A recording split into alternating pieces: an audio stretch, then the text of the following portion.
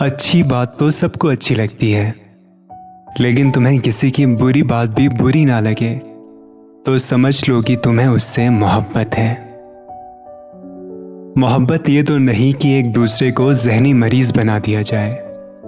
मोहब्बत तो एक दूसरे की थकावटें समेट लेने का नाम है।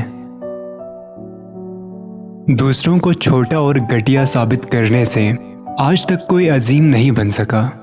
किसी का पर्दा रखने में ही अजमत और बड़ाई है। फासले कभी रिश्ते अलग नहीं कर सकते और नजदीकियां कभी रिश्ते बना नहीं सकते।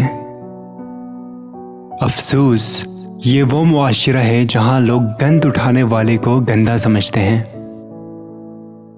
कोई किसी की खुशी बर्दाश्त नहीं करता।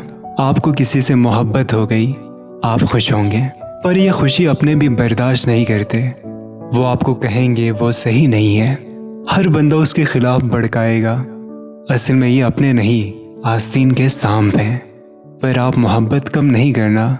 जिसने हर वक्त साथ दिया उसे कभी मत छोड़ना।